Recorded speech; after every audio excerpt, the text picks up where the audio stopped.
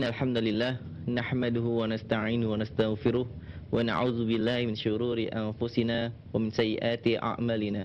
May yahdihillahu fala mudilla lahu wa may yudlil fala hadiya lahu. Asyhadu an la ilaha illallah wahdahu la syarika lahu wa asyhadu anna Muhammadan abduhu wa rasuluh la nabiyya wa la rasula ba'da. Wa ba'd.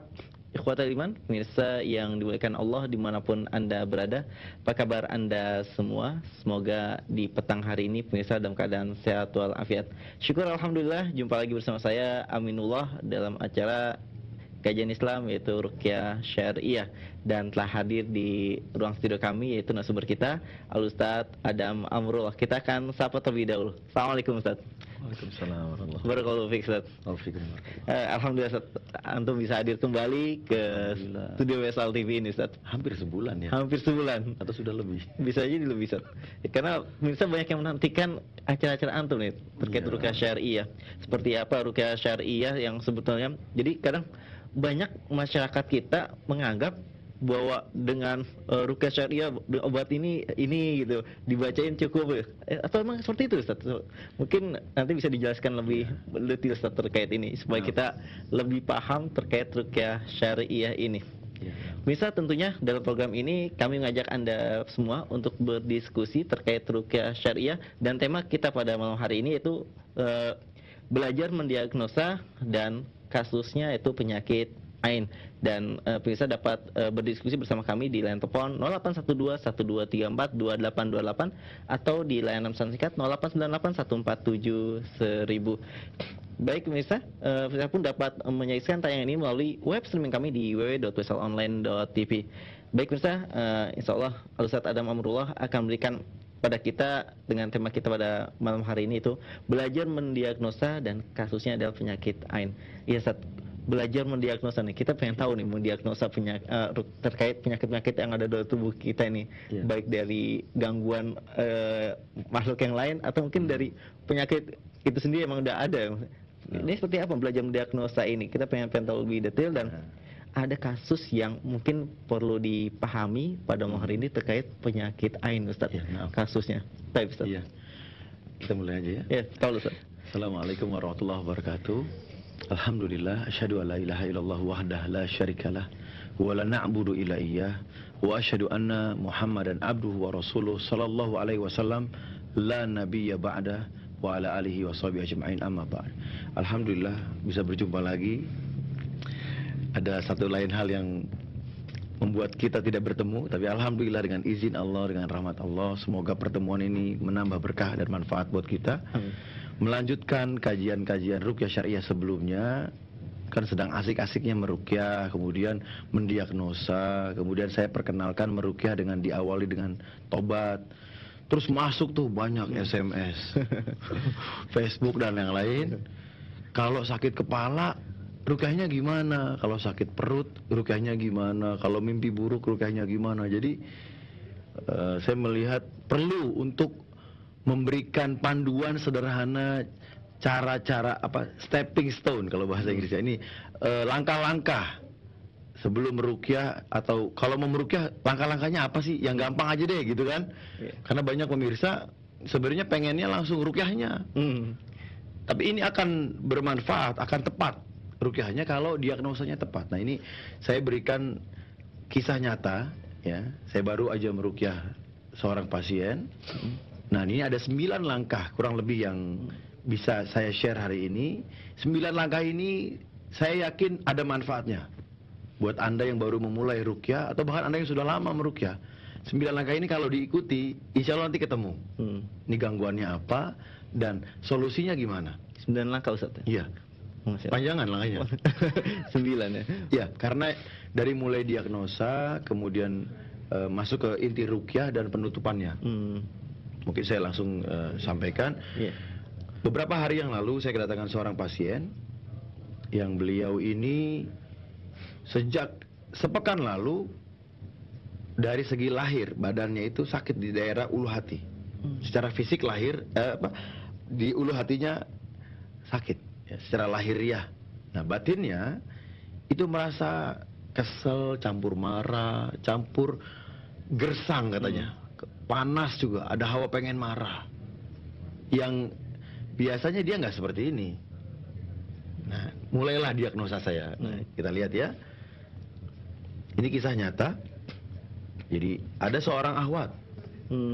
Ahwat bercadar. Bercadar. Di lingkungan yang masyarakatnya memang mungkin kaget kali ya dengan orang bercadar. Ini kan makanya materi ini saya angkat hari ini karena saya yakin pemirsa Wesal banyak juga yang bercadar. Iya.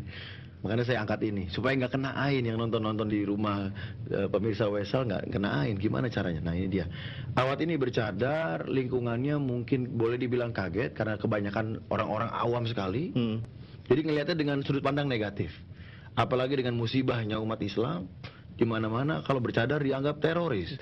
Ya, padahal itu capnya musuh-musuh umat Islam. Sayangnya umat Islam juga terpengaruh dengan cap itu. Jadi melihat saudaranya yang bercadar langsung mikirannya jelek. Nah, makanya daripada bahaya saya share materi ini. Ahwat ini bercadar, kemudian tetangganya yang awam ini melihat dengan miring, dengan nggak suka. Kemudian suka ada keluar ucapan so alim. Melihat orang yang bercadar, so alim loh. Iya kan? Mungkin kasih ini bukan cuma buat wanita bercadar aja, misalnya ada seorang ikhwan yang berjenggot, nah, tanah cingkrang juga betul. jadi seperti itu. Maksud saya itu, ya kan kita juga harus waspada nih, jangan-jangan orang-orang tetangga kita nggak suka dengan penampilan kita. Walaupun kita udah senyum, udah baik, tapi karena musibah, saya bilang tadi musibah, ya, ada musuh-musuh Islam yang sering mempropagandakan kalau bercadar teroris, kalau jenggotan teroris. Padahal itu sunnah. La ilaha illallah ya, musibah lah. Toyib, orang ini, ahwat ini sering dibilang so alim. Karena jilbabnya lebar, bercadar segala rupa ya. Kemudian pandangan tetangganya ke dia itu pandangan benci. Pandangan sinis gitu, Ustaz. Pandangan sinis. Antum coba kalau diliatin dengan pandangan yang membencikan gitu. Senang nggak? Anda samperin, Ustaz. Oh, samperin. Ya kalau ada tipe orang yang seperti antum kan, ada yang begitu diliatin seperti itu langsung nggak senang hatinya. Atau bahkan marah. Ini orang ngapain sih ngeliatin gini amat kan gitu ya.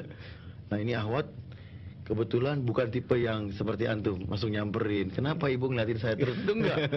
Kalau diliatin dia langsung jelek gitu di sini tuh. Ada rasa nggak enak. Akhirnya dia merasa sakit di ulu hatinya. Dan uring-uringan sampai ke rumah, hawanya kok nggak enak. Baik ya, lanjut. Ini kalau udah azan bilangin ya. Pemirsa, ini kalau terpotong waktu azan, kita break dulu, nanti kita lanjut ya. Akhirnya saya nyuruh, ya kita lakukan persiapan. Nah, ini persiapan seperti biasa ya dalam praktek ruqyah dimanapun, kalau bisa dalam keadaan wudhu. Kenapa? Karena kita akan berdoa kepada Allah. Ada adabnya kan berdoa, dan ulama menjelaskan salah satu adabnya adalah dalam keadaan suci. Ya, tempat untuk melakukan ruqyah kalau bisa jelas jauh dari hal-hal yang diharamkan dari syariat Islam. Ada anjing misalnya, ada patung, jangan. Cari tempat yang steril, yang bersih. Kebetulan, alhamdulillah, qadarullah maksud saya, tempat di kemarin itu nggak ada anjing, nggak ada patung, jauh dari hal-hal yang haram. Jadi saya mempersilahkan ahwat ini untuk wudhu dan berbaring ditemani suaminya. Kemudian saya bilang, ya silakan rileks, santai. Jadi kita perlu tahu ini pasiennya kondisinya sudah siap atau belum untuk diruqyah. Kalau masih panik, masih stres, coba ngobrol-ngobrol dulu. Jadi sebelum diruqyah butuh rileks juga, Ustaz. Rileks, iya, ngobrol dulu, udah tenang. Kan mungkin baru sampai tempat udah masih ngos-ngosan, masih mungkin macet. Nah, diajak ngobrol yang enak-enak dulu, udah silakan wudhu, tiduran. Ada persiapan ya. Baik. Nah, ini proses ruqyahnya. Nah, ini 9 langkah yang mungkin Anda mau mencatat, silahkan. Atau kalau layar ini cukup jelas, wallahu alam ya, mungkin difoto juga nggak apa-apa. Pertama, saya tanyakan minimal 2 hal. Apa keluhan di lahir dan apa keluhan di batin? Kan lahir batin ya kita ya. Ini 2 hal harus diketahui dulu, keluhan di lahir dan keluhan di batin. Secara lahiriah, secara badan, jasmaninya nih apa sih yang nggak enak? Di sini kok agak nggak enak nih, nyeri. Oh ya, 1, ulu hati. Apalagi kalau di batin apa? Saya rasanya kok hampa, sedih, kesal, mau marah, uring-uringan tapi nggak jelas. Gitu.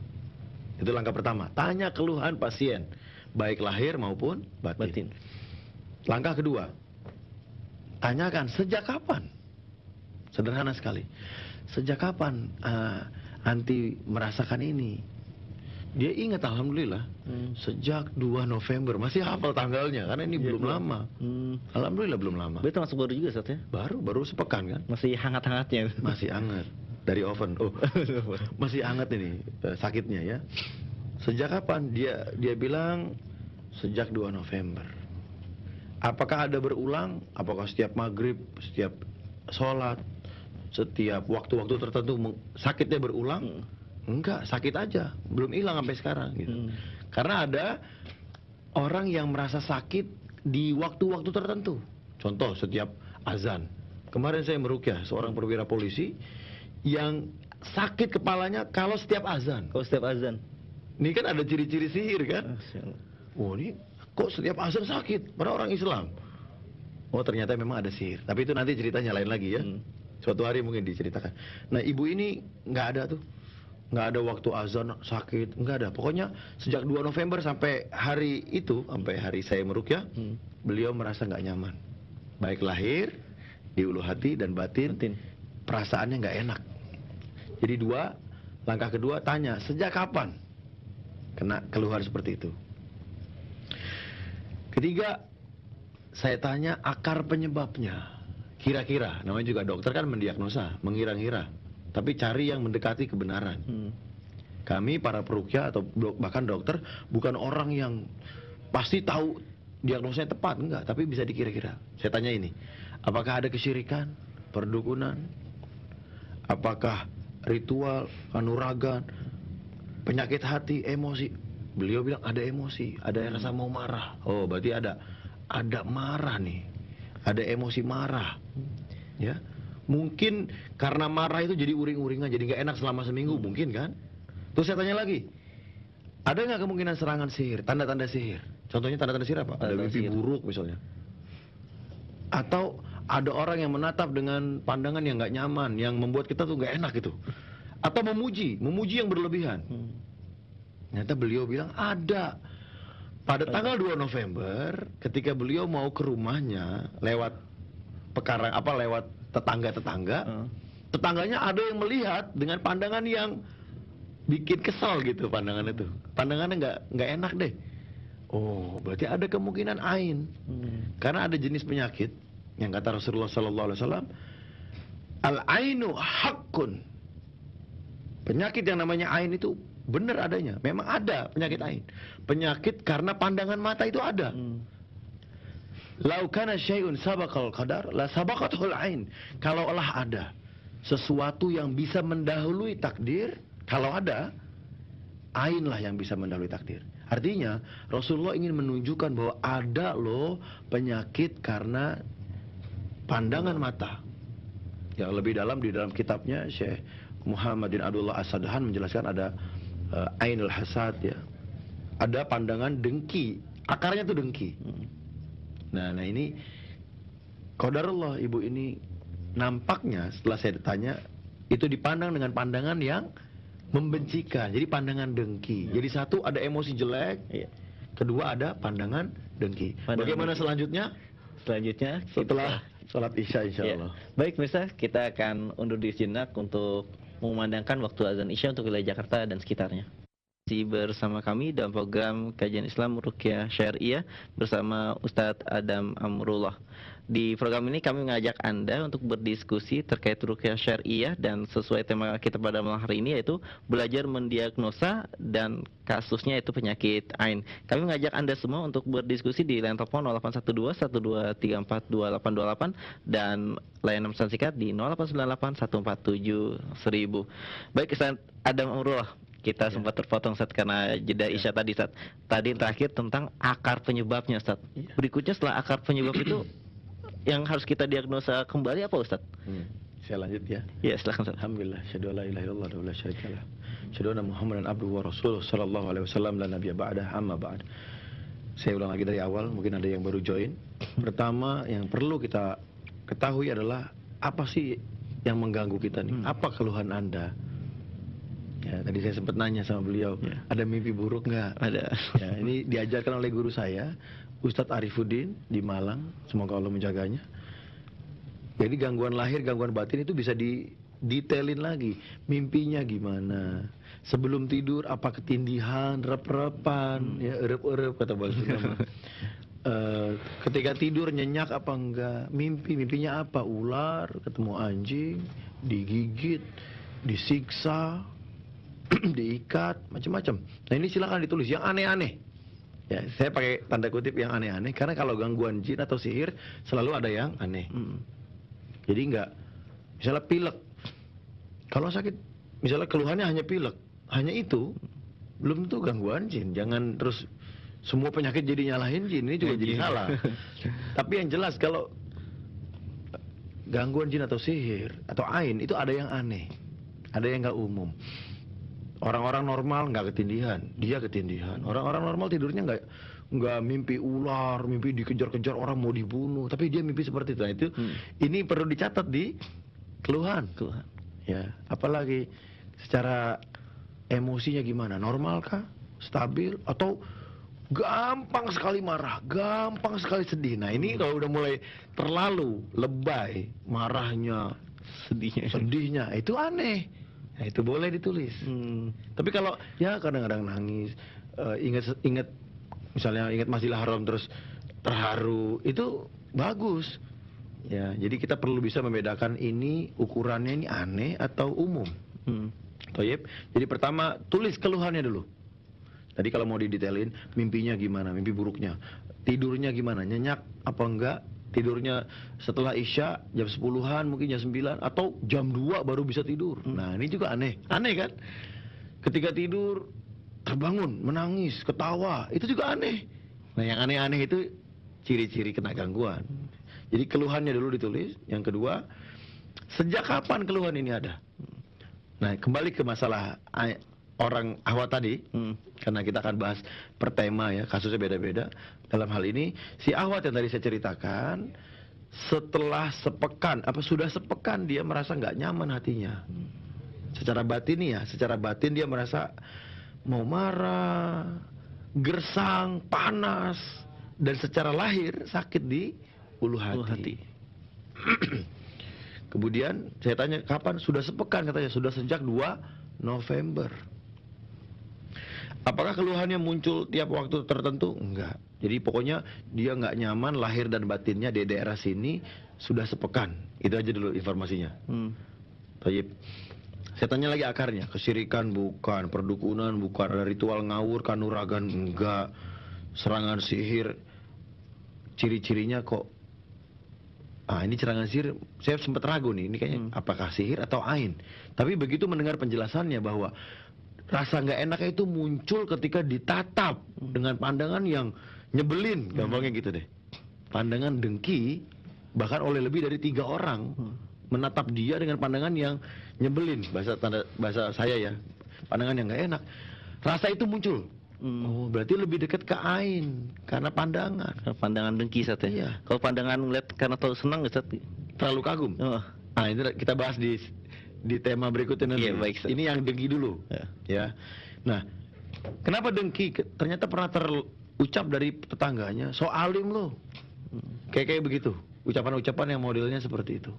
Nah, ini juga kenapa materi ini yang saya angkat, supaya kita yang menghidupkan sunnah, berjenggot, dia celananya di atas mata kaki, terus awat-awat yang jilbabnya lebar-lebar, bercadar, supaya mawas diri, supaya waspada, jangan-jangan kena ain.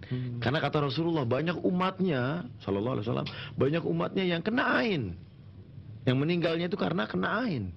Artinya kita semua harus waspada. Ya, antum misalnya dipuji orang, wah sering muncul di wesal, bisa kena ain. Tapi itu nanti episode berikutnya. Nah, ini siapa tahu ada orang-orang yang benci dengan sunnah. Emang aneh, luar biasa. Kita berusaha menghidupkan sunnah, ini kok benci sama sunnah. Ngeliat orang yang jenggotan kayak kesetanan sendiri. Iya kan? Ini aneh kan? Mungkin orang itu kena gangguan. Ya. Nah, namun pandangan dengkinya bisa menimpa kita kalau kita nggak hati-hati, kalau Allah nggak menolong. Setelah saya tanya, ternyata ada 2.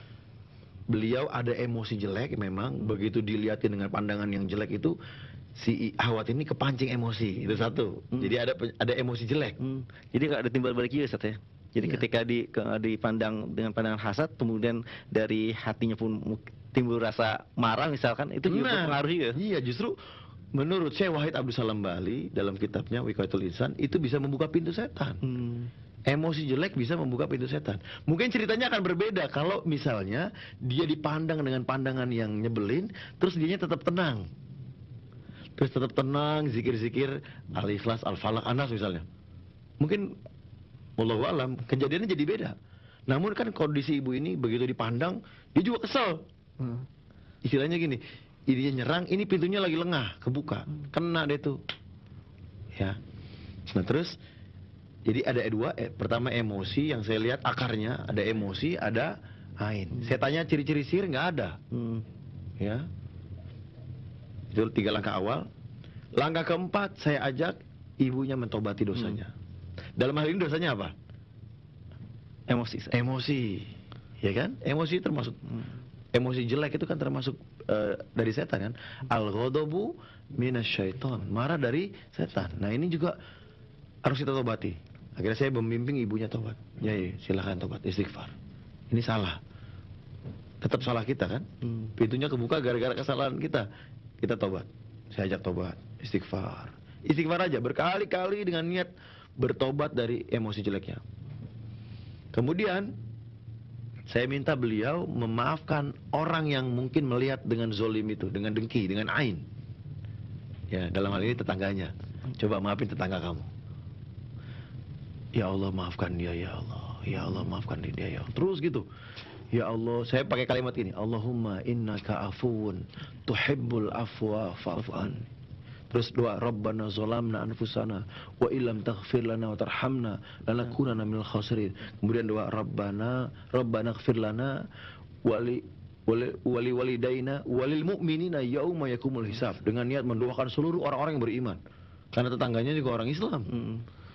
Layak untuk dimaafkan, didoakan dengan doa yang tadi. Alhamdulillah setelah sesi nomor 4 itu bertobat, mentobati kesalahannya, memaafkan orang yang zolim. Dan yang poin C, memaafkan jin yang zolim kepadanya. Karena ada yang ngoceh, ada jin yang ngoceh. Gitu. Iya, di diri si Awat ini ada jin yang ngoceh. Saya bilang maafin dia juga, maafin berkali-kali. Ya Allah, saya maafkan jin yang zolim sama saya, ya Allah. Terus berulang-ulang. Terus saya ngelihat orangnya lebih tenang. Udah lebih tenang. Emosi negatifnya mungkin wallahu alam sudah banyak yang keluar. Sudah cukup untuk tahap selanjutnya. Langkah kelima, saya ajak agar ibu ini mendoakan agar Allah memberikan hidayah kepada tetangganya. Pertama, yang mendengki. Kedua, kepada jinnya yang ngoceh ini. Dengan cara, ya Allah berikanlah hidayah. Atau ya Hadi, wahai Zat yang memberi hidayah, yang memiliki hidayah, berilah hidayahmu kepada tetangga saya, ya Allah, yang melihat saya dengan dengki. Yang kedua, kepada jin-jin yang masuk ke tubuh saya karena serangan ain itu. Dibacakan surat Al-Fatihah. Saya baca waktu itu beberapa kali, sampai 9. Baca lagi, pelan-pelan aja, rukanya santai aja. Baca 9 kali, nggak harus 9 ya. Jadi ini silakan aja, mau 7, mau 5, mau 1. Tapi saya mantep kalau lebih banyak. Dan pada saat itu 9 kali saya ambil ya. Saya doakan, kemudian saya tiup. Suaminya juga hadir di situ, suaminya baca juga dan meniup ke arah bagian yang sakit. Nah inilah ruqyah, ya kan? Bacaan-bacaan dari Quran, dari doa-doa sunnah yang kemudian ditiupkan ke bagian yang sakit. Nah ini udah masuk inti ruqyahnya. Ya. Mendoakan agar dapat hidayah. Apa rujukannya? Ini dari arahannya Syekh Sadahan di kitab beliau Kaifatu Ali Jumaridok. Hendaknya seorang peruqyah membaca Al-Quran, membaca doa dengan niat agar Allah memberi hidayah kepada makhluk-makhluk yang zolim. Jadi bukannya baca langsung niat ngebakar atau mau niat membunuh, bukan begitu. Lihat indahnya Islam di sini kan, dizolimi, memaafkan, terus mendoakan hidayah. Cakep banget kan? Kelihatan banget ini benar-benar makin mendekati al-haq. Nah, jangan kalau Anda peruqyah, jangan sebentar-bentar berhadapan sama pasien langsung niatnya mau ngantemin jinnya. Jangan-jangan itu kena gangguan jin juga, emosinya tinggi soalnya. Nah ini sarannya Syekh Sadahan, seorang peruqyah aktif dari Mekah. Beliau menyarankan mendoakan untuk memberikan hidayah, meniatkan agar Allah memberikan hidayah. Karena kita kan rahmatan lil alamin gitu kan. Rasulullah itu sebagai pemberi rahmat untuk seluruh alam. Nah, setelah tahapan ini membacakan Al-Fatihah beberapa kali, kemudian ditiup ke daerah yang sakit, masuk ke poin ke-6. Saya ajak si ibu untuk memutuskan hubungan dari jinnya. Ya Allah, putuskanlah antara saya dan jin yang zolim kepada saya. Ya Allah, putuskanlah. Jadi kadang-kadang ada kaitan antara orang dan jinnya. Jadi jin masuk ke tubuh seseorang ini macam-macam. Ada yang disuruh, ada yang karena cinta, ada yang karena zolim, ada yang karena suka. Nah, apapun niatnya, apapun bentuk hubungannya, hubungan perdukunan kah, apa hubungan, ya dia merasa mencintai kah, ini diputus. Ya, ini secara tajribah peruqyah melakukan ini, artinya memohon kepada Allah agar ya jin di alam jinnya deh, jangan sama kita. Jadi dianalogikan seperti diputus. Ya, diputus antara pasien dan jin. Jadi lepas, nggak ada hubungan lagi. Yang saya baca bisa ayat kursi, bisa At-Taubah ayat pertama. Ini rekomendasi ya, bukan harus ini bacaannya, itu enggak. Ya, nomor 6, putuskan hubungan dengan jinnya. Dalam kasus-kasus lain, contohnya kanuragan. Jin-jin kanuragan, jin-jin ilmu kebal, biasanya nggak mau keluar kalau belum diusir sama yang punya badan. Nah ini pentingnya memutus. Jadi yang punya badan itu yang harus berusaha untuk memutuskan. Iya, saya dulu butuh kamu, saya pengen sakti, sekarang saya tobat, sekarang kita putus ya. Kamu silakan keluar. Kurang lebih seperti itulah bahasa. Tapi harus dilakukan dengan cara yang santun. Harus dilakukan dengan cara yang baik, yang beradab. Thayyib, itu nomor 6, langkah ke-6. Jadi bayangkan, sudah dimintakan ampun, didoakan yang baik. Kalau antum jinnya, seneng nggak? Didoakan baik-baik. Permisi langsung. Nah, kemudian diputusin, dinasehati. Kita nggak ada hubungan apa-apa loh. Kamu hamba Allah, saya hamba Allah. Tugasnya ibadah. Jadi jangan fokus ke saya, fokus ke Allah, ibadah ke Allah. Gitu maksudnya. Maksudnya poin nomor 6. Kemudian langkah ke-7. Nah ini dia. Siapa tahu, wallahu alam ya. Artinya kami sebagai peruqyah kan nggak tahu ini sihir atau ain atau dua-duanya. Kalaulah ada ain atau sihir, kita doakan ain dari sihirnya hancur. Nah ini boleh. Mendoakan sihirnya hancur boleh. Mendoakan ainnya hancur boleh. Tapi kalau jinnya diusahakan didoakan agar dapat hidayah dulu. Kecuali nanti kalau udah zolimnya keterlaluan, itu lain lagi urusannya. Tapi kalau awal-awal saya sangat tidak rekomendasi untuk kasar, untuk jahat, untuk niatnya menyiksa, jangan sampai. Kemudian saya memimpin agar ya Allah hancurkan ainnya, hancurkan sihirnya kalau ada ya Allah. Innaka bikulli syai'in alim. Engkau lebih tahu ya Allah. Ini orang kena apa, engkau yang lebih tahu. Karena kita kan nggak tahu. Jangan memposisikan kita kayak ngerti gitu. Tahu dari mana? Yang kita bisa lakukan hanya diagnosa. Itu pun sebagai manusia yang doif, yang nggak ngerti. Baik. Surat yang dibaca bisa Al-Ikhlas, Al-Falaq, An-Nas. Sederhana sekali. Pertama Al-Fatihah, kedua ayat kursi tadi. Sekarang Al-Ikhlas, Al-Falaq, An-Nas. Bisa dibaca, ditiup, diusap, bisa dibacakan ke air, ditiup, diminum. Ya niatin aja, ya Allah hancurkan ainnya, ya Allah hancurkan sihirnya. Kemudian baca, A'udzubillahi minasyaitonirrajim. Al-Ikhlas, Al-Falaq, An-Nas. Tiup atau minum, terus tiup ke tangan, usap dengan niat. Karena innamal a'malu binniat. Baca Al-Ikhlas untuk meruqyah, niatnya apa? Ya kan? Baca niatnya apa? Thayyib. Itu langkah ke-7. Langkah ke-8, dakwahi. Nah, pada sesi dakwah, jin yang ngoceh. Ngoceh jinnya. Ada yang menolak, ada yang menerima, Ustaz. Ada 3, alhamdulillah menerima semua. Menerima semua. Iya. Kan saya bilang, wahai jin, tugas kalian ibadah kepada Allah, bukan di tubuh ibu ini. Kalau kalian di tubuh ibu ini kamu zolim, ayo masuk Islam. baca syahadat. Kamu mau? Langsung ngangguk. Saya tanya, mau? Ya udah, saya pimpin. Ikuti saya ya. Asyhadu. Jadi ngikut asyhadu sampai selesai. Sama artinya. Ya. Udah gitu saya ulang. Nah, terus saya tanya, tadi 6 menit. Ya Allah. Kalau saya gebuk-gebukan sama jinnya, berapa hari Bisa berjam-jam. bisa gak kelar-kelar. Bisa nggak kelar. Karena kadang ada yang dikasarin, dia makin gak mau. Masih ngelawan juga Ustaz ya. Iya. Masya Allah, lihat. Ini langkah awal saya saranin untuk semua peruqyah atau yang mau meruqyah dirinya, jangan pakai kekerasan. Jangan pakai akhlak yang buruk. Jangan pakai kesombongan. Sampai ngomong seperti ini misalnya, keluar kamu, kalau nggak keluar saya siksa. Itu ucapannya ucapan sombong. Kalau nggak keluar saya siksa. Emang kita siapa? Ya kan? Emang kita bisa nyiksa jin? Kedua, ada kesombongan di situ. Kok kayak belagu amat bisa nyiksa jin? Adabnya di mana? Adab sebagai seorang muslim yang rahmatan lil alamin mana? Nggak ada. Nah, lihat ruqyah yang dicontohkan oleh Syekh Sadahan benar-benar beradab, benar-benar berilmu, dan qadarullah efektif. Kan intinya orang pengen sembuh kan? Iya. Bukan pengen ngeliat kita pukul-pukulan kan? Bukan. Bukan pengen ngeliat si peruqyah belagu nantang-nantang jin kan? Bukan. Intinya orang pengen sembuh kan? Ternyata dengan doa, dengan dakwah kok mudah. Berarti ada pelajaran buat saya sendiri. Ya Allah, ternyata Islam tuh begini harusnya. Lembut, santun, dakwah bil hikmah.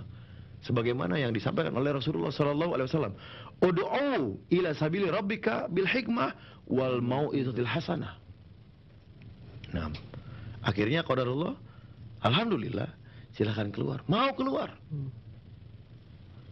Ya. Eksekusi tanpa kekerasan nggak pernah ada kekerasan. Jadi cuman kalau dibutuhkan, dibantu, boleh pegang di bagian yang sakit, boleh ditarik keluar. Cuma sekedar itu saja Ustaz. Iya, nggak perlu ada yang sampai begini mukulnya loh. Keluar sampai begitu. Saya bilang ini nggak perlu model-model seperti. Dan kadang-kadang sembuh enggak, luka-luka doang. Ya alhamdulillah, 9 langkah ini mudah-mudahan pemirsa WSL TV setiap slide-nya difoto.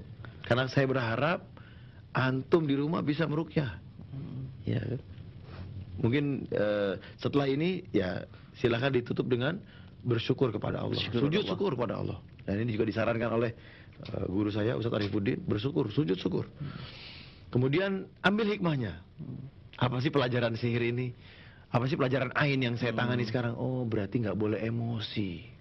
Kalau kita diliatin sama orang yang anti jenggot, kan ada orang yang mungkin anti jenggot ya. Iya. Ngeliat jenggot tuh sebel. Kita harus cool, itu pelajarannya. Tetap cool, ya.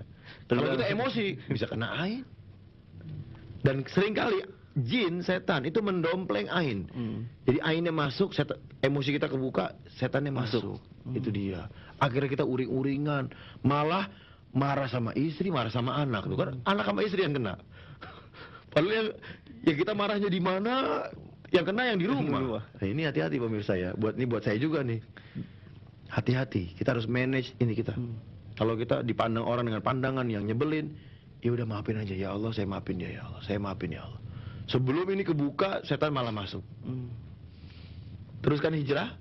Jadi makin hari diusahakan makin cepat sadar bahwa oh ini orang nggak suka, ya udah semoga Allah berikan hidayah. Jadi reaksinya nggak frontal, nggak dikit-dikit orang komen apa langsung marah, ngebalas di Facebook, wah kayak apa ya, kayak nggak boleh disinggung sedikit langsung marah. Ini juga sekarang tenang aja lah. Ini hikmahnya ya, kalau saya dapat dari kasus kemarin, hikmahnya nggak boleh membalas dengan jelek, justru harus mendoakan. Qadarullah, dengan izin Allah, dengan doa-doa yang baik, dengan niat yang baik, dengan kesantunan, dengan adab, Allah selesaikan dengan mudah. Ini juga pelajaran buat saya. Saya sebagai yang ngeruqyah juga, Masya Allah, makin cinta sama Islam. Alhamdulillah. Mungkin ini materi malam ini. Selanjutnya mau gimana? Ya Ustaz, ternyata sudah banyak sekali. Sudah banyak. Mungkin langsung, yang ingin bertanya Ustaz, mungkin langsung tanya jawab saja. Tanya jawab aja langsung. Ya baik, misalnya kembali saatnya kita buka dialog interaktif di line telepon 812 1234 288. Ya baik, sudah ada yang masuk Ustaz, kita angkat. Assalamualaikum. Waalaikumsalam. Iya, dengan siapa dan di mana Ibu? Dengan Ibu Bulan di Pekanbaru. Ibu Wulan di Pekanbaru.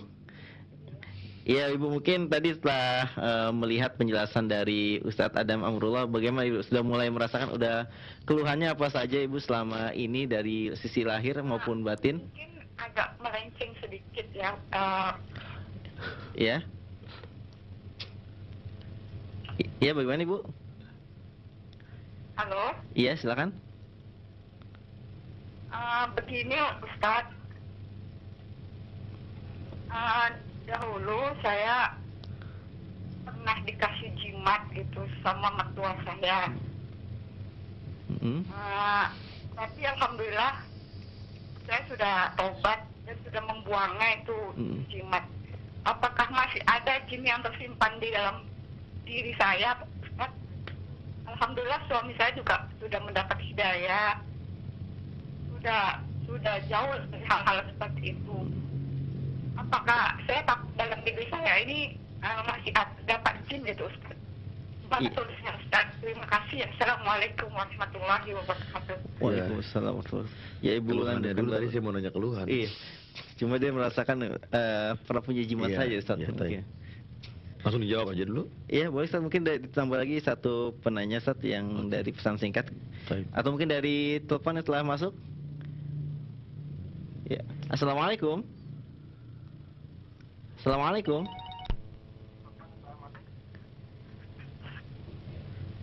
Ya, assalamualaikum. Assalamualaikum warahmatullahi wabarakatuh. Ya, dengan siapa dan di mana? Di Sudirman di Dakloa, Kabupaten Luwu. Ya, Pak Sud. Assalamualaikum warahmatullahi wabarakatuh. Assalamualaikum. Ya, silakan Pak Sudirman. Sudirman di Luwu, Sulawesi Selatan, Ustaz.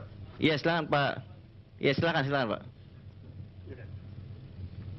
Ya, halo. Ustaz.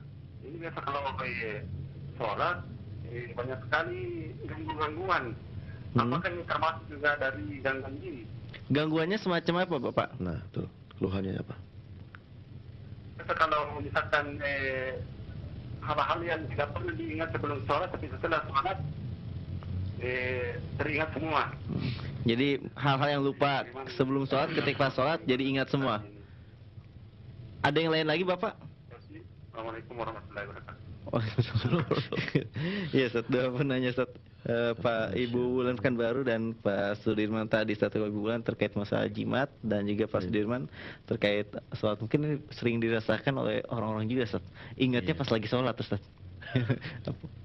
Ya. Ya, silakan Ustaz. Bismillahirrahmanirrahim. Yang pertama, Ibu di Pekanbaru. Apa kabar? Baik. Mudah-mudahan Allah berkahi, Allah jaga. Ini beliau ini suami istri hijrah nih ceritanya. Masya Allah ya. Masya Allah. Enak kan hati kita dengerinnya. Setiap dengar kata orang hijrah tuh kayaknya seru banget gitu. Seneng gitu. Alhamdulillah. Ibu teruskan meniti jalannya para nabi dan sahabatnya.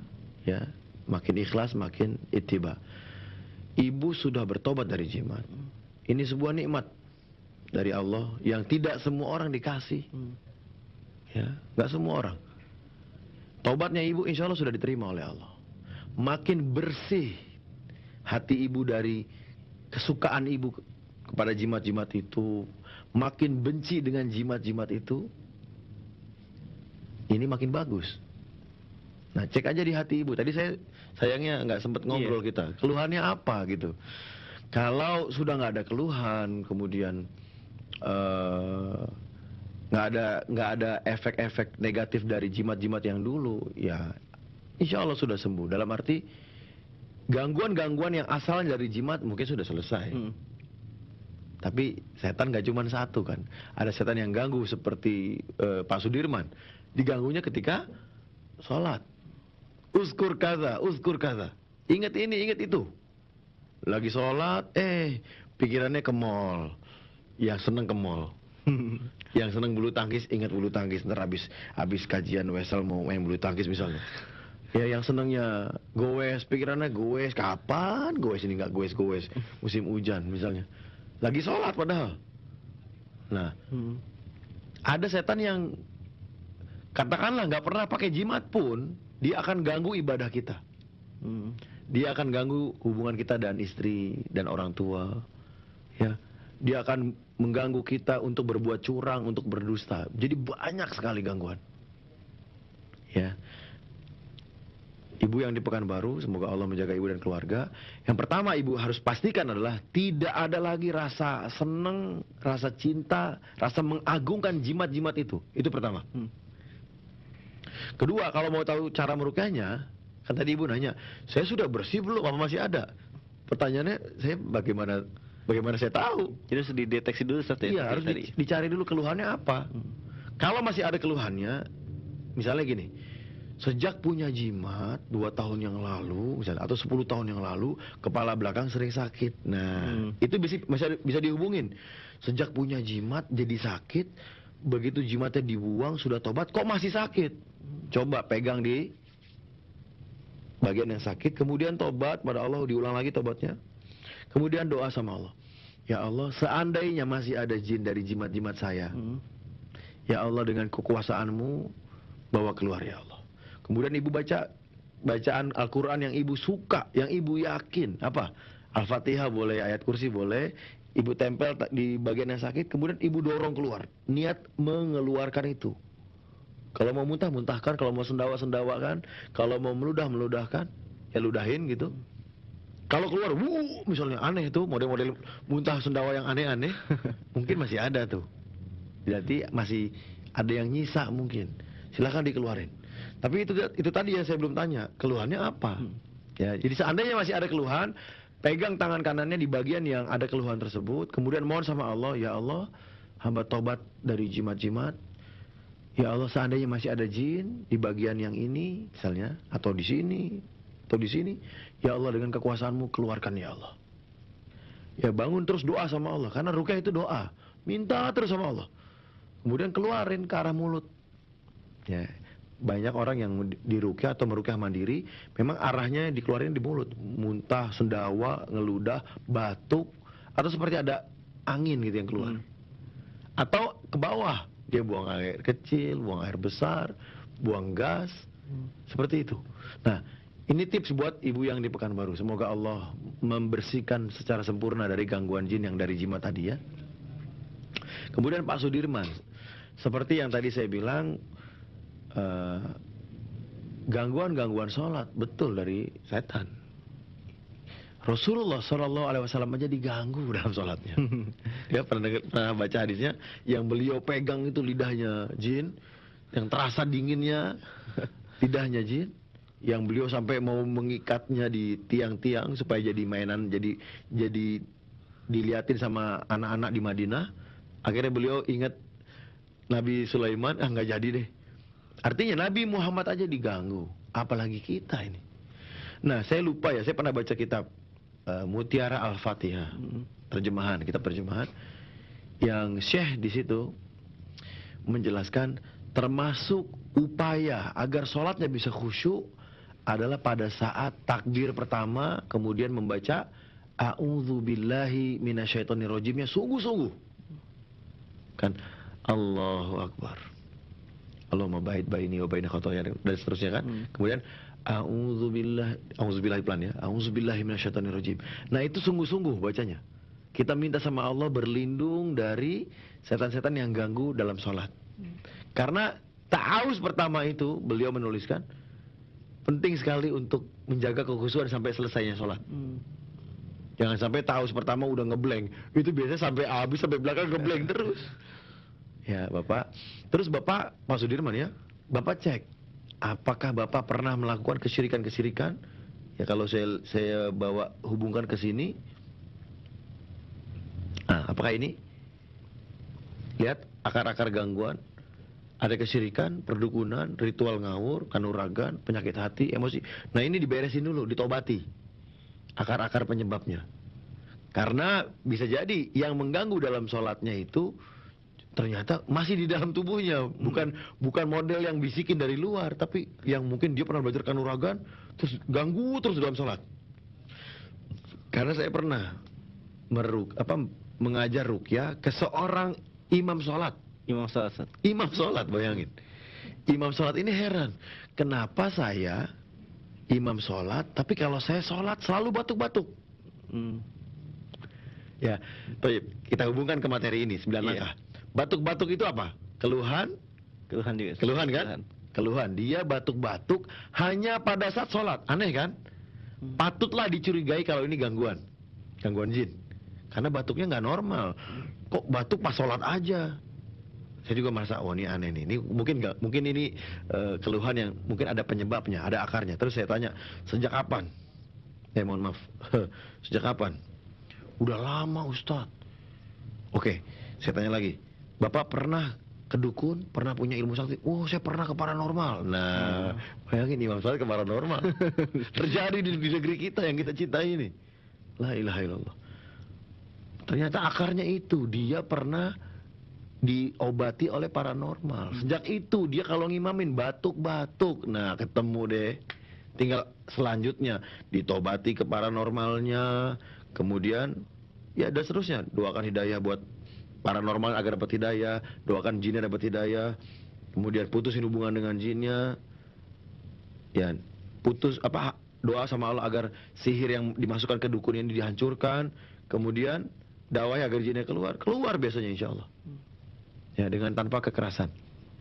Nah, jadi Pak Sudirman perlu mencari selain keluhannya nggak khusyuk dalam sholat, apalagi pertama. Kemudian Pak Sudirman ini lihat akarnya apa, ya. Apa kesyirikan, perdukunan, pernah melakukan ini? Solusinya tobat. Semua akar masalah ini harus ditobati. Kalau ditobatinya sudah selesai, insya Allah mudah sekali. Insya Allah gangguannya hilang. Atau artinya Pak Sudirman insya Allah lebih khusyuk. Tapi tetap gunakan saran dari Syekh yang tadi saya sampaikan. Jadi ketika sholat, baca ta'awuznya tuh benar-benar niat agar Allah menjaga sholatnya. Jadi start awalnya harus Harus bagus. Mungkin ini bisa dicoba ya. Barakallahu fiik. Ya, baik. Silakan, Kita mungkin. angkat telepon yang masuk. Assalamualaikum. Iya. Assalamualaikum. Halo. Ya, assalamualaikum. Ya, dengan siapa dan di mana, Bapak? Banyak keluhan. Ya, dengan siapa dan di mana?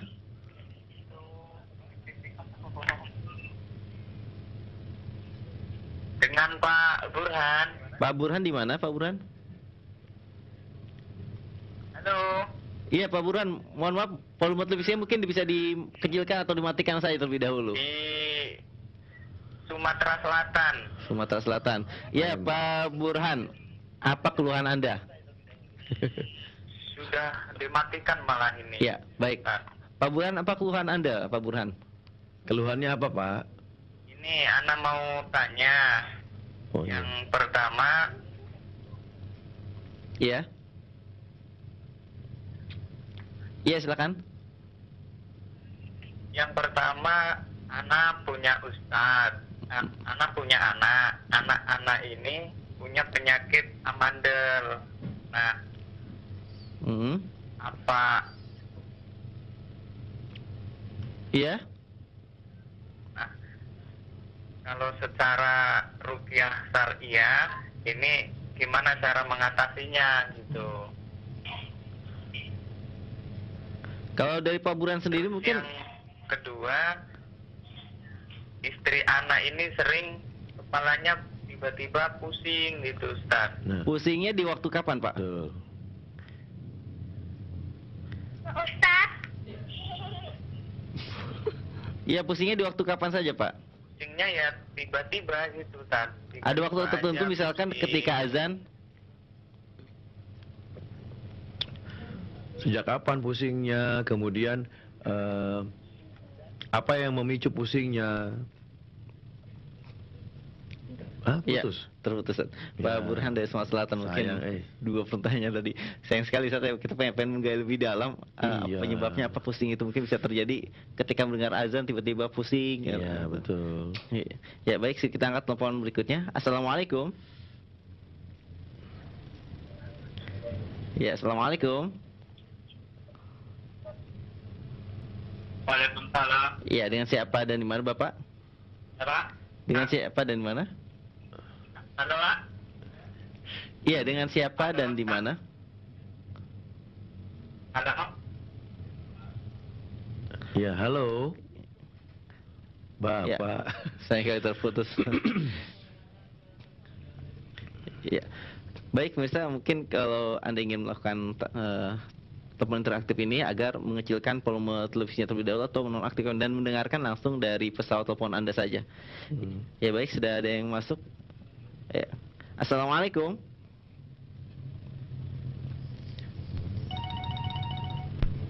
Ya, assalamualaikum. Waalaikumsalam. Ya, dengan siapa dan di mana? Dari Umu Nadira Aceh. Umu Nadira di Aceh. Silakan Umu Nadira, mungkin ada keluhannya. Assalamualaikum. Assalamualaikum. Ya, ya. Ini kan anak saya waktu saya bekerja dititipkan kepada sekolah kecil. Dititipkan kepada? Anak saya ini dari TK sampai kelas 4 SD, setiap malamnya ini dipelototin oleh Mohon maaf Ibu. Yang malam itu matanya itu melotot aja gitu sama. Baru terbongkarnya cerita ini setelah anak saya kelas 5 SD. Setelah SD baru ketahuan.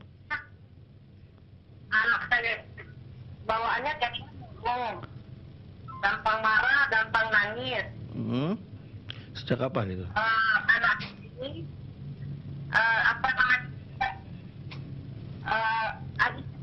Di belakang telinga bau Iya. itu, Ustaz. Umu Nadira, Umu Nadira, bisa mendengar suara saya? Dia pernah kecil, Ya kecil. cabut gitu nenek. Iya.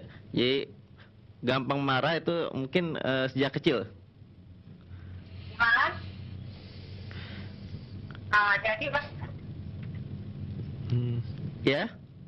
dari TK otak. Dari TK. Ingatnya waktu dia dari TK. Oh, dari TK. Nah, sebelum ditutup ya, kira-kira apakah Bapak, artinya suami Ibu? Ya Ibu, sebentar Ibu. Saya juga ada gatal-gatal di kepala otak. Umu Nadira, suara Anda terputus-putus. Apakah pernah melakukan ini Bapak Ibunya? Iya. Umu Nadira, apakah pernah melakukan hal-hal yang seperti kesirikan, ilmu kanuragan, perdukunan?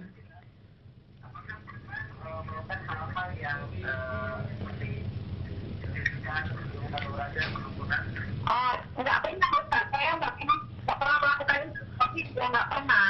Iya. Jadi ini si nenek yang menjaga anak saya ini yang tanya. Oh, Seperti ini.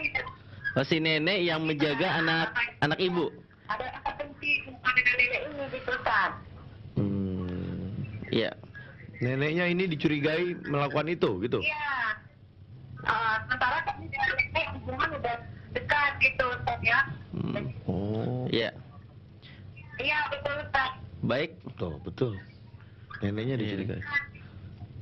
Baik, Umu Nadira, itu saja. Jadi Ustaz, saya pun ada bercak-bercak datang di atas kepala, di belakang punggungnya. Anak saya pun, itu bagaimana ya ngobatinnya untuk suami dengan anak saya ini? Baik. Ya, baik. Terima kasih Umu Nadira dari Aceh. Jawab dulu ya. Iya, dua pertanyaan dari Pak Burhan dan Umu Nadira, dua-duanya dari Pulau Sumatera. Pak Burhan tadi gimana? Pak Burhan yang mengenai tadi keluhannya anaknya amandel saja tanpa ada keluhan. Terus yang istrinya juga merasakan pusing tiba-tiba. Ya. Untuk Pak Burhan, tadi keluhannya anaknya amandel. Kalau hanya amandel, ya, yang kemungkinan besar medis ya.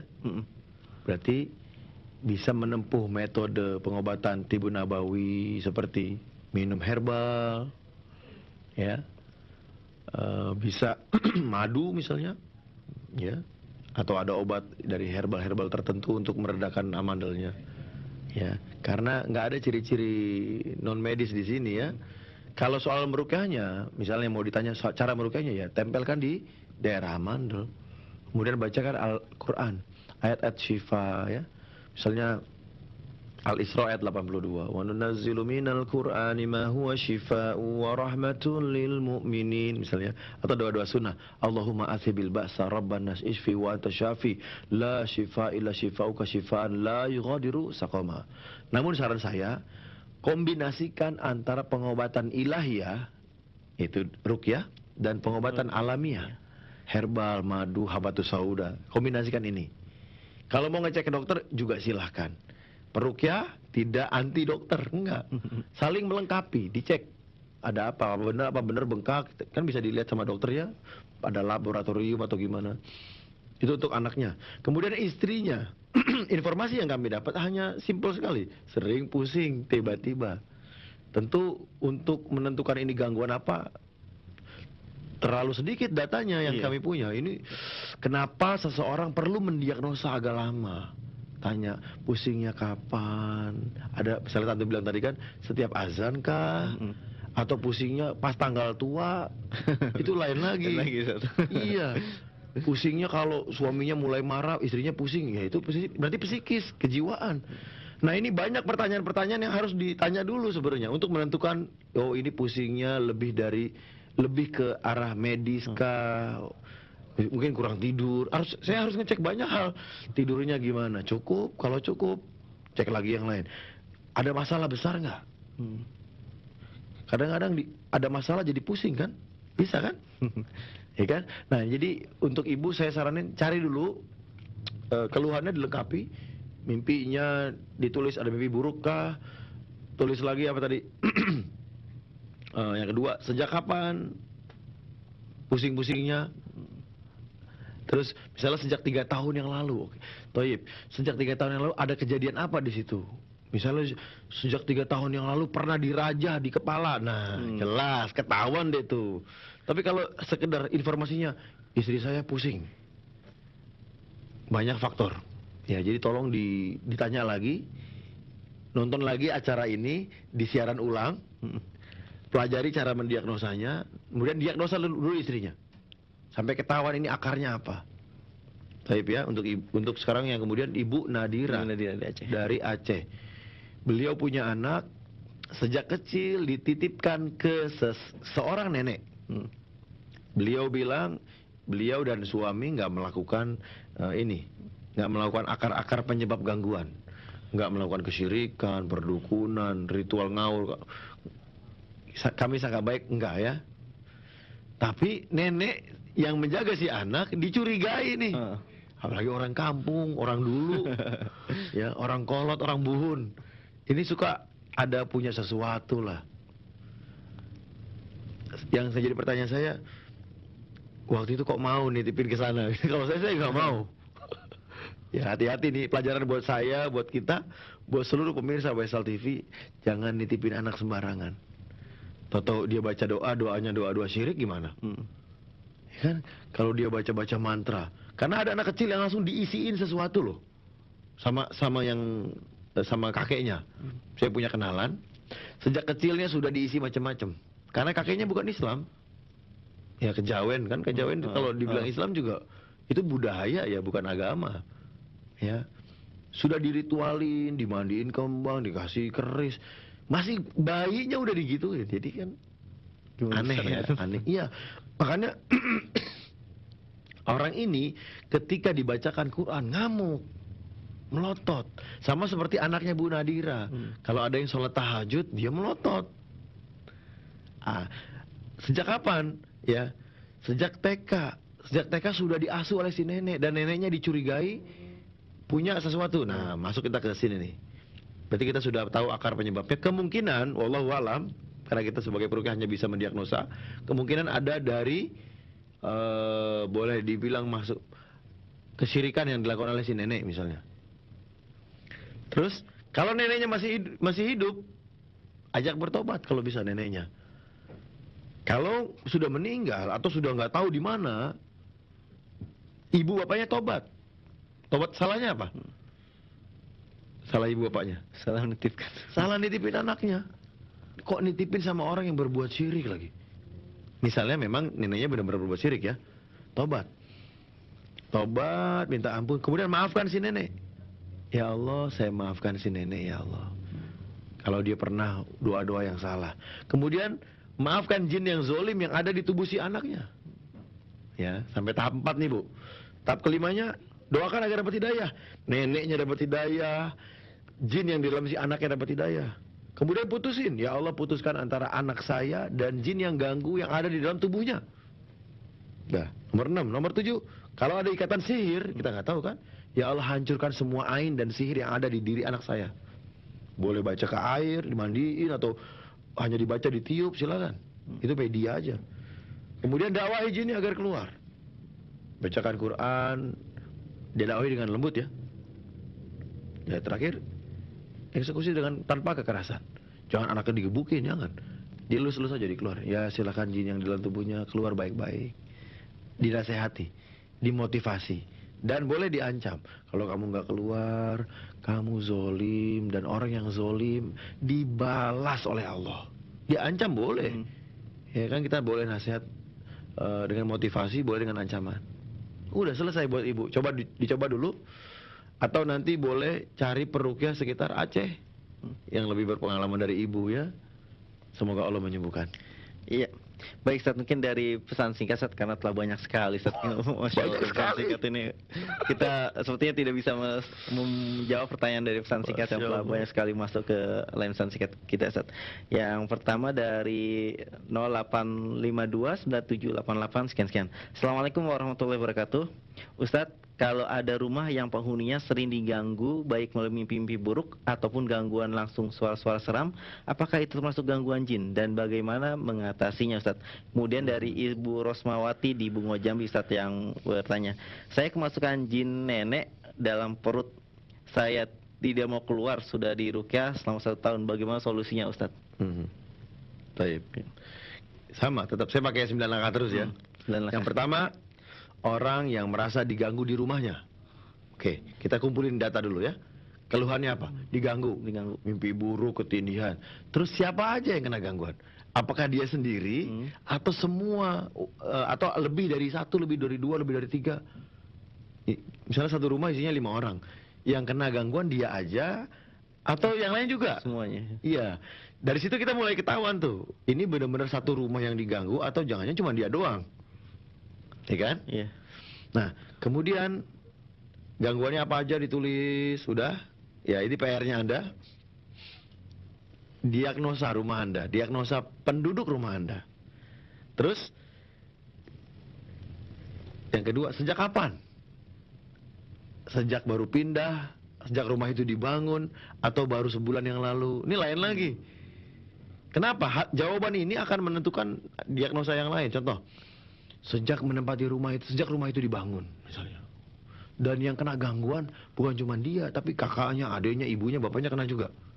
Oh, berarti jin itu memang siapa tahu lebih dulu tinggal di situ. Lebih dulu tinggal di rumah itu. Nah, atau hanya dia. Ternyata mungkin akarnya dia emosian, yang lain enggak, yang lain tenang-tenang aja. Banyak faktor ya. Sejak kapan? Ini penting sekali. Misalnya sejak 3 tahun yang lalu, Taib. Sejak 3 tahun yang lalu ada apa di situ? Contoh, salah seorang pasien saya kena gangguan setelah dia pergi ke dukun dan menanam sesuatu di halaman rumahnya, menanam kepala kambing yang pernah disembelih untuk ritual kesyirikan. Sejak itu dia kena gangguan. Nah, berarti kan akarnya kelihatan, ya. Akar yang nomor 3-nya berarti kesyirikan yang dia lakukan. Kalau sejak rumah itu dibangun, sejak dulu, dan semuanya diganggu, kemungkinan apa?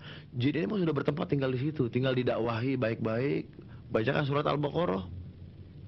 Bacakan surat Al-Baqarah dengan niat agar Allah menurunkan rahmatnya untuk rumahnya dan agar jin-jin yang jahatnya diberi hidayah. Nah, ini dia tergantung jawaban dari pertanyaan-pertanyaan tadi. Ya. Ada juga saya pernah di suatu tempat, satu rumah, satu tempat itu semuanya kena gangguan. Satu rumah Ustaz? Iya. Ternyata ada jin yang iseng ganggu, yang zolim. Itu dinasehati, dibacain Quran. Alhamdulillah, dimotivasi jin, kamu jangan main di sini, kamu mengganggu, kamu pindah ke pohon itu. Ya, saya doakan agar Allah memberikan pohon itu jadi rumah kamu yang baru. Kemudian saya doa, ya Allah, jadikan pohon itu jadi tempat bagi jin-jin ini, ya Allah. Qadarullah yang punya rumah kesurupan. Karena memang sering kesurupan ibu itu. Begitu diajak ke lokasi tempat ada gangguan, ibu ini kesurupan, ternyata jinnya ngoceh, dia nggak mau diusir, dia cuma pengen main. Ya kan? Akhirnya terjadi dialog, saya bilang, yaudah kamu pindah ke pohon depan, saya doakan, mau keluar, alhamdulillah. Nah jadi kita perlu menggali data. Ya, emang nggak bisa sebentar sih nelponnya tuh cuman rumah kami ada gangguan terus udah gitu. Butuh diagnosa ya. Butuh diagnosa. Siapa aja yang kena gangguan, terus sudah berapa lama. Saya pengennya sih ngomongnya agak panjang tadi. Ya, saya juga belum tahu gimana caranya. Mungkin ke depan gitu diagnosanya agak panjang. Ya setelah itu bacakan surat Al-Baqarah boleh langsung dengan niat yang baik, niatnya agar Allah memberikan hidayah kepada jin yang ada di situ. Dan agar rumahnya dijaga dari jin-jin yang jahat. Insya Allah itu juga udah cukup. Ya, kalau untuk gangguan rumah hanya itu aja lah cukup insya Allah. Doakan dapat hidayah jinnya, kemudian Allah menjaga dari jin-jin yang jahat, cukup insya Allah. Baca surat Al-Baqarah karena Rasulullah SAW bersabda, Inna syaitana yanfiru minal baiti allazi tuqra fihi suratul Baqarah. Setan lari dari rumah yang dibacakan surat Al-Baqarah.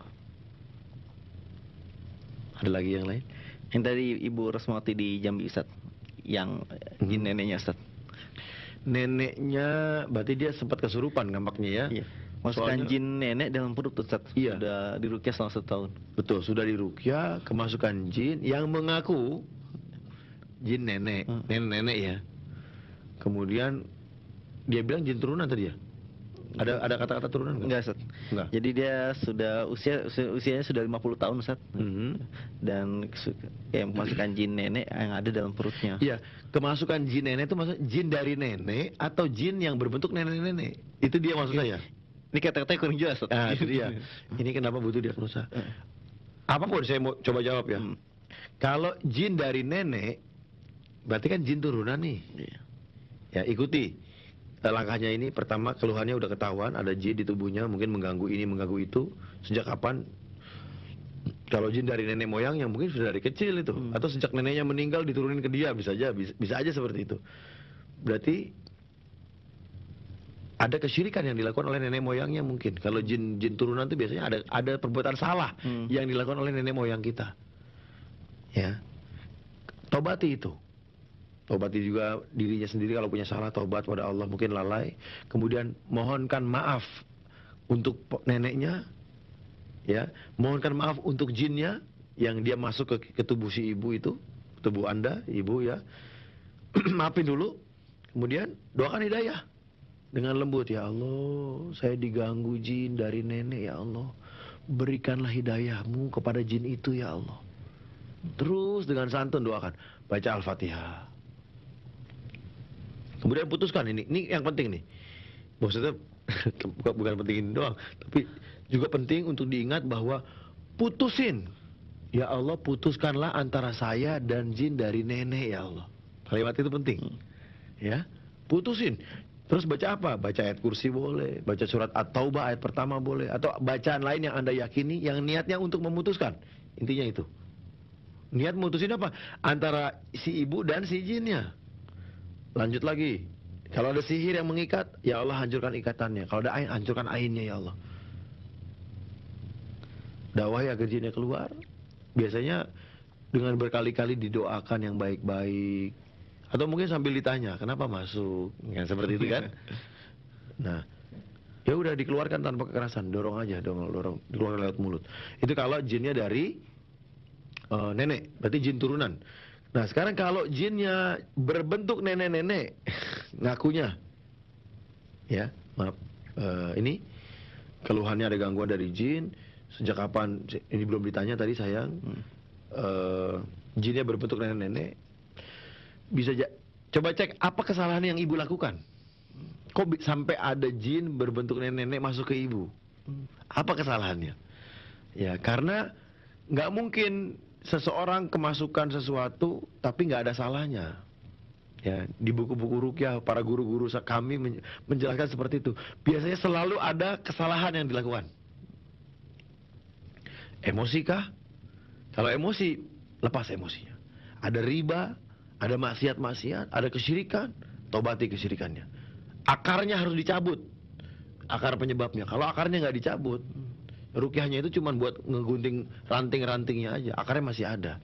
Misalnya gini, jinnya masih ada, terus ternyata karena ada jimat-jimat yang masih ditanam yang belum dibuang. Berarti kan akarnya kesyirikan kan? Berarti jimat-jimat itu harus dibuang dulu, tobat nasuha dulu, baru biasanya mudah untuk keluarin.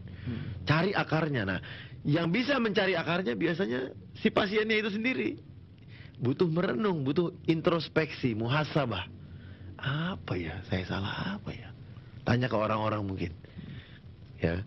Oh, mungkin pemarah. Bisa aja masuk gara-gara pemarah. Selama masih marah, akarnya marah, masih kena gangguan.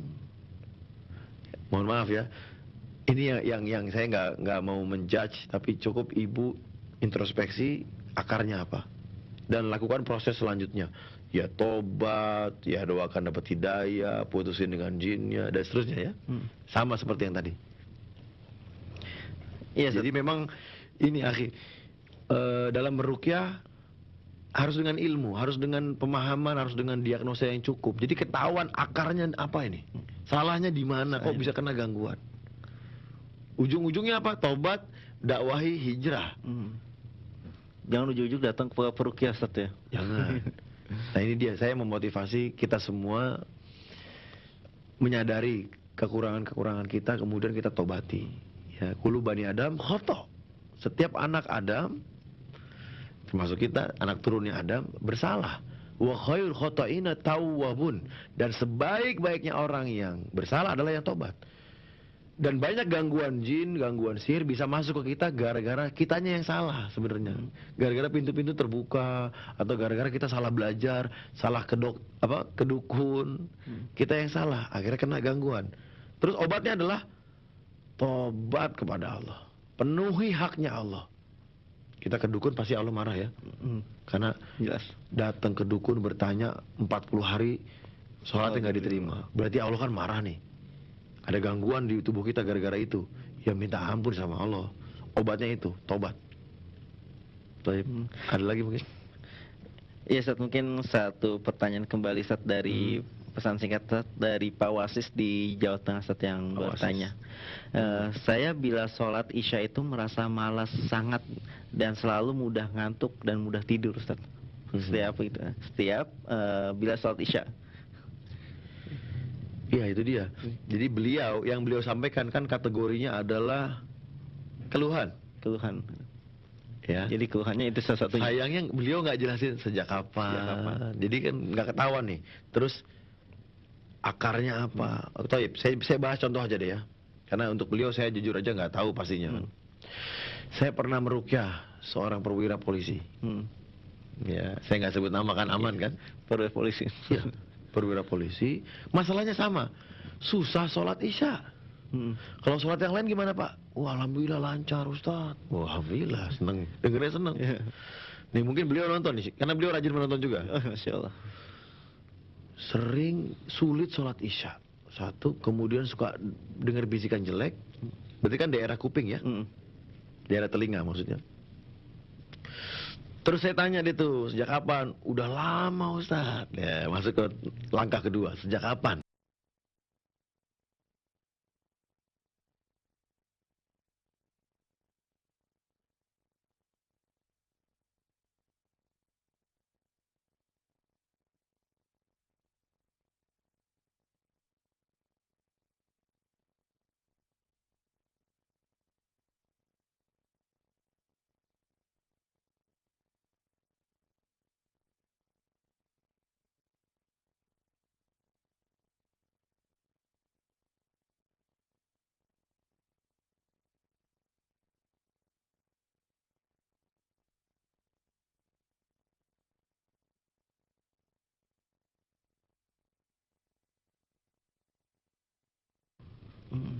Sejak itu Bapak kena gangguan? Iya. Oh ya, itu akarnya.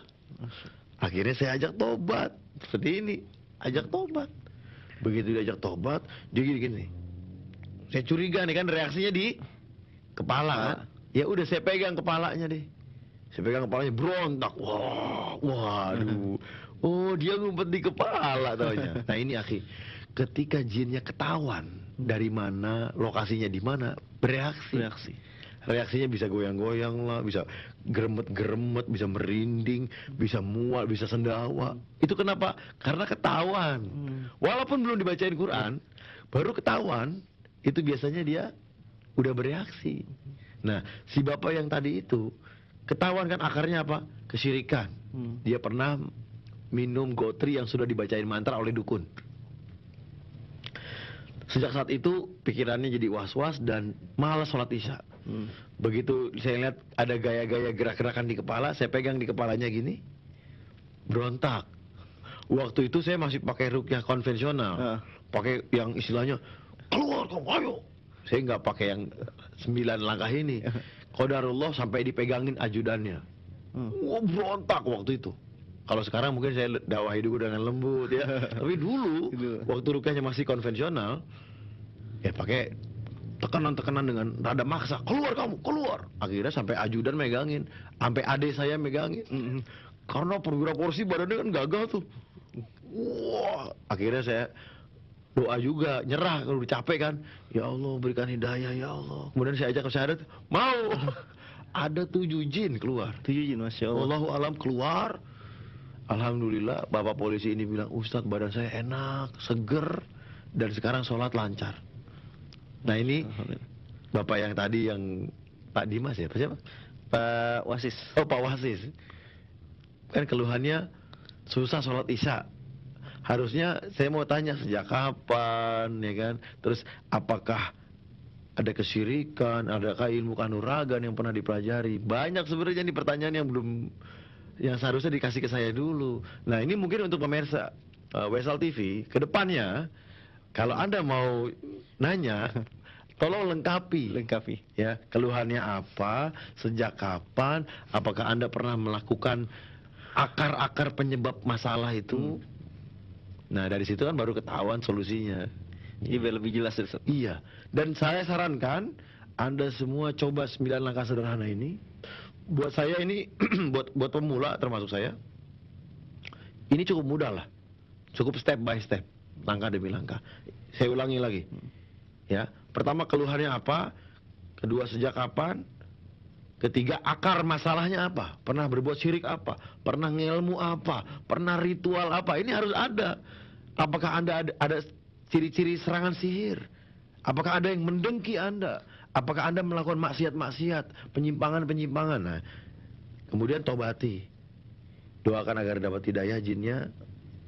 Kemudian putuskan hubungan dengan jinnya, niat menghancurkan ain dan sihirnya, baca Quran dengan niat itu.